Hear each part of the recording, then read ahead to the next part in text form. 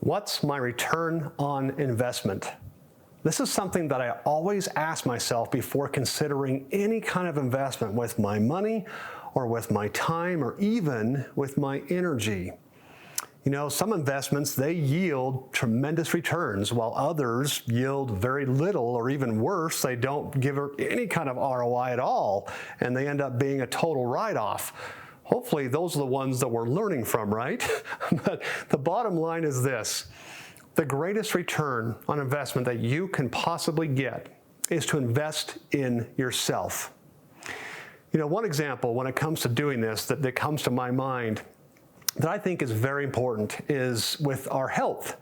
You know, I personally feel that our health is our number one asset. And there's this old proverb that I heard one time that sums it up well, that says, the healthy man has 1,000 dreams, the unhealthy man has but one.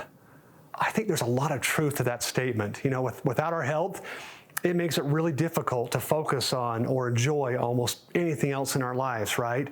So personally, I do things on a regular basis that I know are going to give me a return on my investment with my health. Things like exercising 6 days a week and watching what I eat, at least most of the time, and I take a lot of vitamins and supplements every single day.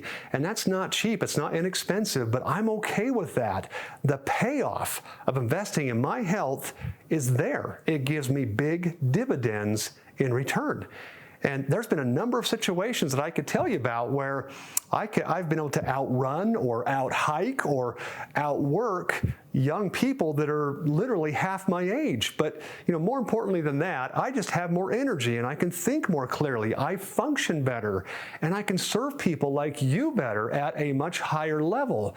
You see, for me, peak performance, that is operating at my best, and it's very, very important to me. The return on investment is there. But here's the thing. The same principle applies, of course, to your business. And the question is, what are you doing to invest in yourself when it comes to your business? Because make no mistake, I think we all know that we're going to get out of our business exactly what we put into our business. It's just a natural law. You know, I talk about some of this on my 7 Deadly Mistakes report. I believe that the biggest mistake I see people make in this industry is trying to figure out the high-ticket sales thing all on their own.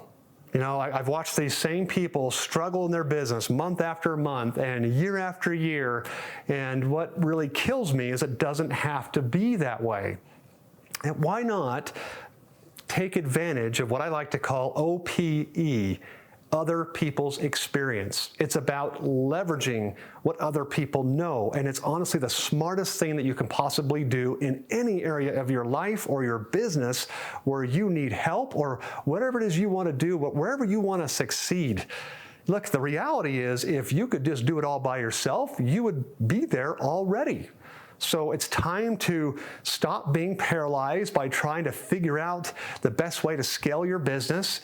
And it's time to get rid of all the aggravation and the overwhelm and the confusion that you might be experiencing by not having a crystal clear strategy and vision. It's time to discover the power of the right mentor for you. You know, we all know that the most successful people in business or sports or whatever it is, they've got a coach that helps them model what success looks like in that specific area. I can't tell you how grateful I am for the people I've worked with over the years, the coaches, the consultants, the mentors that you know have worked with me that personally I feel like it's not money I've spent, it's the best money I've ever invested. So if your sales efforts or your business is not where it should be, I'm going to be really frank with you, and I'm going to tell you as a friend, and I'm going to tell you professionally, you need to find yourself a coach or a mentor. And I mean someone who has been there and done that, someone who has the experience and who knows what the heck they are talking about and will hold you accountable in doing the things that you know you need to do. Now, whether that person is me or somebody else, it really doesn't matter. And I mean that sincerely. I may not be your guy. We're pretty picky with who we work with. And, my programs and what we do, they are not for everybody. They might be for you. They may not be for you. I probably don't. The only way I can know that is if we were to have a conversation, have a chance to talk with you. But I know this. I know it can be hard to decide that, who you should listen to, and especially who you should work with. So just take a good hard look at the person or the group that you're considering and what their real motives are. Are they a little too slick?